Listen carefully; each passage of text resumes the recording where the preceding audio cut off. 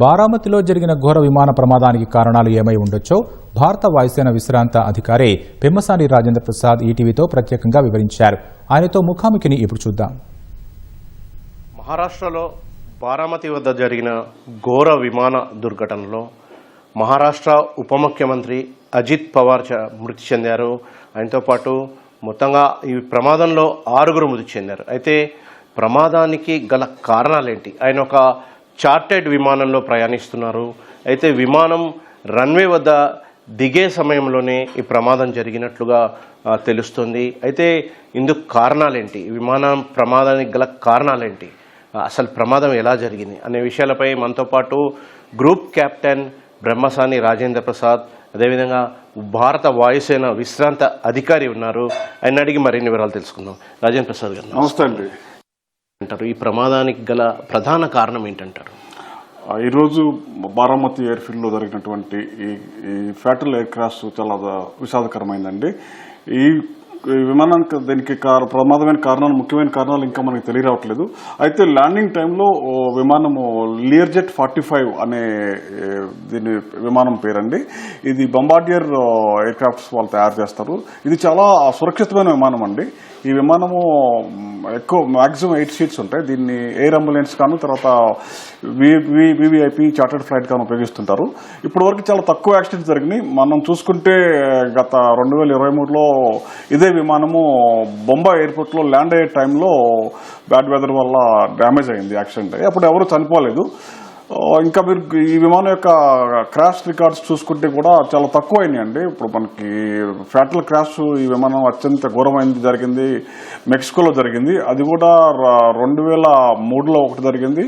ఆ 2003లో జరిగిన ఎయిర్ క్రాష్లో విమానంలో ఉన్న 8 మంది కాకుండా కింద ఉన్న ఒక 8 మంది చనిపోయారు. మొత్తం 16 మంది చనిపోయారు. అప్పుడు దానికి కారణం ఏంటంటే అది టర్బులెన్స్. వేరే ఎదురుగా వస్తున్న పెద్ద విమానం టర్బులెన్స్ వల్ల ఇది ల్యాండ్ అయ్యే టైంలో క్రాష్ అయిందనమాట. సో ఈరోజు జరిగిన విమానము మనకి బారామతిలో అప్పటి వరకు అన్ని సరిగానే ఉన్నాయి. విమానం టేకాఫ్ బొంబాయిలో టేకాఫ్ అయినప్పుడు కూడా అన్ని పారామీటర్స్ సరిగానే ఉన్నాయి. ల్యాండ్ అయ్యేంత వరకు కూడా బాగానే ఉన్నాయి. కానీ ల్యాండ్ అయ్యే మూమెంట్లో లాస్ట్లో ఫైనల్లో అది కాంటాక్ట్ లాస్ట్ అయిందండి మన ఏరోడ్రమ్తో. ఆ విధంగా రన్వే పక్కగా పడిపోయి కూలిపోవడంతో ఈ దుర్ఘటన జరిగింది. దీనికి కారణాలు మనకు ముఖ్యంగా కాక్పిట్ వాయిస్ రికార్డర్, తర్వాత ఫ్లైట్ డేటా రికార్డర్, ఈ 2 ఉంటాయండి.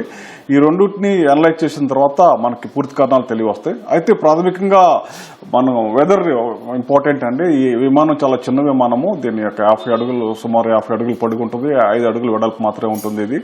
దీంట్లో ఫ్యూయల్ కూడా చాలా తక్కువ ఉంటుందండి. కెపాసిటీ దాదాపు 3000 లీటర్ల లోపే ఉంటుంది ఫ్యూయల్, దీని మ్యాక్సిమం కెపాసిటీ. అయినా కానీ ఇది చాలా ఎక్కువ దూరం ప్రయాణిస్తుందండి. 3000 లీటర్ల ఇంధనంతో అది ఆల్మోస్ట్ 3000 కిలోమీటర్లు ప్రయాణిస్తుంది. ఇది చాలా ఎకానమిక్ ఫ్లైట్ అన్నమాట. దీనికి 2 ఇంజిన్లు ఉంటాయండి. చాలా సేఫెస్ట్ విమానము. 2 ఇంజిన్లు ఉంటాయి. తేలికపాటిది, 1000 కిలోల బరువు లోపు ఉంటుంది. ఈ విమానము 10,000 కిలోల బరువు ఉంటుంది. ఇది ఇప్పటి వరకు జరిగిన యాక్సిడెంట్లు మనకి 4-5 మాత్రమే ఉన్నాయి దీని రికార్డులో. ఈ బొంబార్డియర్ సంస్థ నిర్మించిన విమానం ఇది.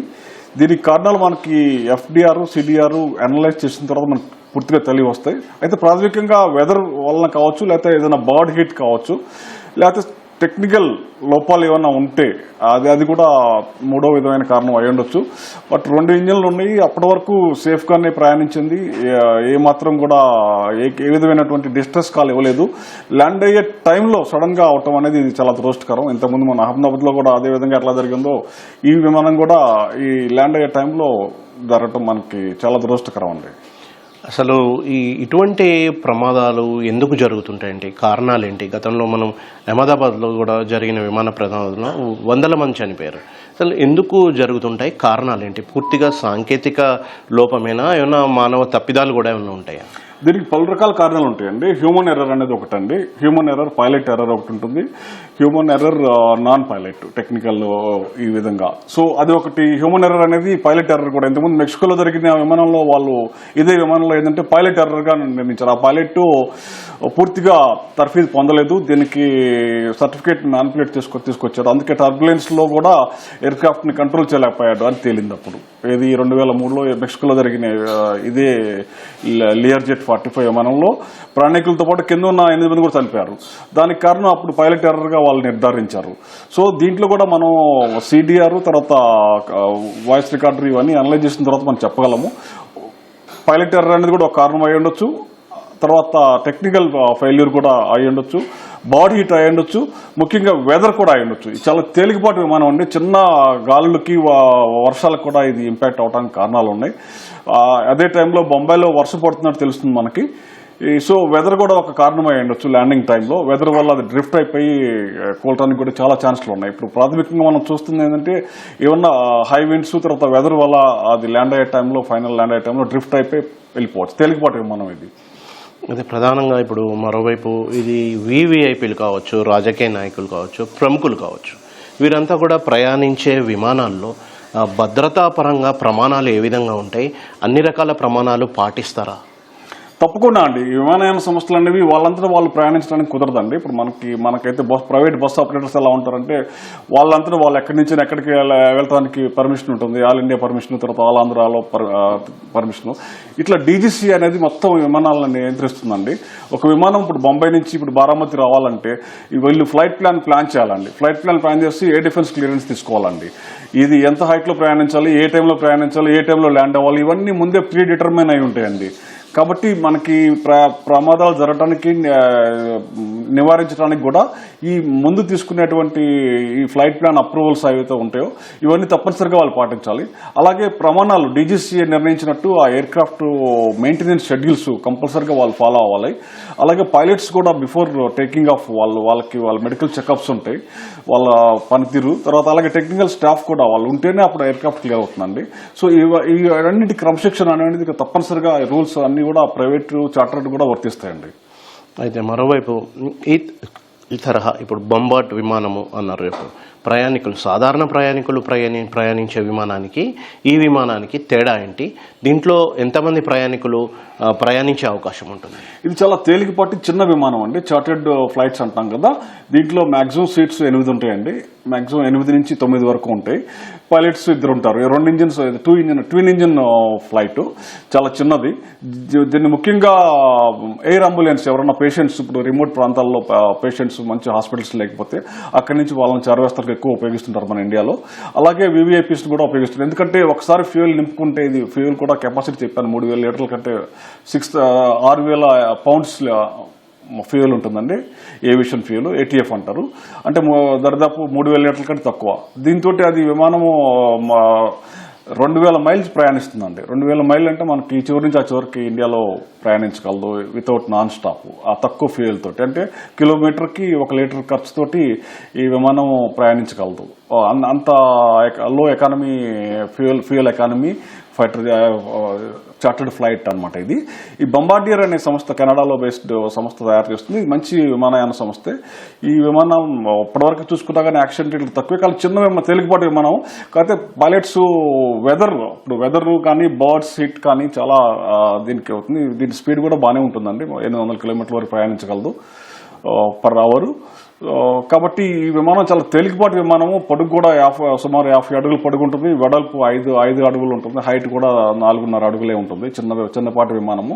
దీన్ని చాలా పైలట్స్ కూడా సుశిక్షితులైన పైలట్స్ చేయాలి. ఎప్పుడైనా సివియర్ విండ్ స్టామ్స్ కానీ తర్వాత వెదర్ కండిషన్ తట్టుకోలేదండి. పెద్ద విమానాలు అయితే ఇప్పుడు మనకు బోయింగ్ జెట్ విమానాలు ఇవన్నీ అంటే అన్ని వెదర్ కండిషన్స్ కి తట్టుకోగలవు. ఇది చిన్నపాటి విమానం కాబట్టి ఎక్కువ వెదర్ ఏమాత్రం సడన్ గా పాడైపోయిన కానీ ఇది తప్పనిసరిగా ముందుగా ల్యాండ్ అవ్వాలి. ఎందుకంటే బ్యాడ్ వెదర్ లో ఇది ఫ్లై చేయలేదు, ఎందుకంటే చిన్న విమానము. ఇంతకుముందు మెక్సికోలో జరిగిన ప్రమాదం కూడా ఎదురుగా వచ్చే విమానం యొక్క టర్బులెన్స్ వల్ల ఇది నిలబడలేకపోయి కూలిపోయింది. అది అంటే ఆ పైలట్ సుశిక్షితుడైన పైలట్ కాకపోవడం వల్ల మెక్సికోలో. సో కాబట్టి చిన్నపాటి గాలులు ఉన్నా కానీ ఈ విమానం కొంచెం అన్ని ట్రైన్డ్ పైలట్స్ ఉంటే తప్ప కంట్రోల్ చేయలేరండి ఇట్లాంటి. ఈ తరహా విమానాలు అంటే గాలిలోకి ఎగిరే ముందు బయలుదేరే ముందు ప్రమాణాలు ఏ విధంగా ఉండాలి, అదేవిధంగా భద్రతా చర్యలు ఎలా తీసుకోవాలి అనే అంశాలపై పైలట్స్కి డీజీసీఏ చెబుతుందా? తప్పకుండా ఉంటాయండి. ఎందుకంటే పైలట్స్ ముందు ఎన్ష్యూర్ చేస్తారు, ఎందుకంటే వాళ్ళ లైఫ్ కూడా వాళ్ళకి ఉంటుంది కదా. ఈ విమానం టెక్నికల్ చెక్స్ మొత్తం పీరియాడికల్ చెక్స్ కానీ తర్వాత రెగ్యులర్ చెక్స్ కానీ చెందిందా లేదా ముందు పైలట్ చెక్ చేస్తాడు. ఎందుకంటే తన ప్రాణం కూడా ఉంటుంది కదా. ఏమాత్రం వెదర్ బాగోపోయినా కానీ, ఏమాత్రం విమానం టెక్నికల్ ఇంజనీర్స్ చేత సర్టిఫై చేయకపోయినా కానీ అతను తీసుకెళ్ళండి. ఎందుకంటే ఇది వాళ్ళ ప్రాణం కూడా వాళ్ళ చేతిలో ఉంటుంది కాబట్టి వాళ్ళు కంపల్సరీగా వాళ్ళు ఎన్ష్యూర్ చేస్తారండి.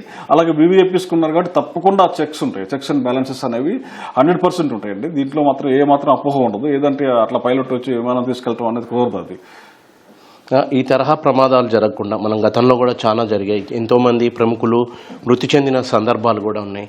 అంటే పూర్తిగా వీటిని నిరోధించడానికి ఏమన్నా చర్యలు ఏమైనా ఉంటాయా? తప్పకుండా అండి. ఇప్పుడు డీజీసీ అనేది అంబ్రెల్లా ఆర్గనైజేషన్, వాళ్ళ కంట్రోల్ వాళ్ళు చెక్స్ అండ్ బ్యాలెన్సెస్ ఉన్నాయి. అయినా కానీ ఇప్పుడు చూడండి, మన ఇప్పుడు ఎలక్షన్ మీటింగ్స్ జరుగుతున్నప్పుడు విమానాలని బాగా ఎక్కువగా ఉపయోగిస్తుంటారు మన రాజకీయ నాయకులు. ఆ టైంలో ప్రత్యేకంగా నిఘా, ప్రత్యేకమైనటువంటి చెక్కింగ్ మనం ఇంప్లిమెంట్ చేసుకోవాలి. ఎందుకంటే ఏమాత్రం వైలేట్ చేసినా కానీ, పైలట్స్కి రెస్ట్ లేకపోయినా కానీ, అలాగే టెక్నికల్ చెక్స్ తర్వాత సర్వీసింగ్ ఓవరాల్ కూడా చేయకపోతే విమానానికి ఇట్లాంటి ప్రమాదాలకు గురైనప్పుడు తప్పకుండా యాక్సిడెంట్ అవడానికి ఆస్కారం ఉంటుంది. అలా జరగకుండా ఉండాలంటే చెక్స్ అండ్ బ్యాలెన్సెస్ 100% ఇంప్లిమెంట్ చేయాలి. ఎప్పుడంటే ఇలాంటి ఎలక్షన్స్ టైంలో విమానం ఎక్కువగా ఉపయోగిస్తారో ఆ టైంలో విమానం యొక్క దాని స్థితిగతులు, అది ఎలా ఉంది, అది ఫ్లైట్ వర్తినెస్, దాన్ని చెక్ చేయాల్సిన బాధ్యత ఉంటుంది. దానికి ఏజెన్సీస్ కూడా ఉన్నాయండి, రకరకాల ఏజెన్సీస్ ఉన్నాయి, 4-5 ఏజెన్సీస్. వాటిని మనం ఇంకా స్ట్రింజెంట్ గా చేసి వాటిని మనం ప్రతి ఎయిర్ఫీల్డ్ లోను ఇప్పుడైతే ఎక్కడెక్కడైతే ఉన్నాయి, బాంబేలోను తర్వాత ఎక్కడెక్కడైతే ఈ ప్రైవేట్ చార్టర్డ్ ఫ్లైట్స్ ఆపరేట్ చేస్తున్నాయో అక్కడ కూడా మరింతగా మనం పూల్ ఫ్రూగా వాళ్ళని చేస్తే ఇట్లాంటివి మనం నివారించవచ్చు.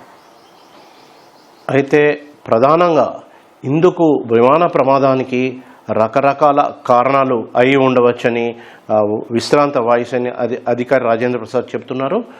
కెమెరామెన్ శ్రీధర్తో శ్రీనివాస్, ఈటీవీ న్యూస్, హైదరాబాద్.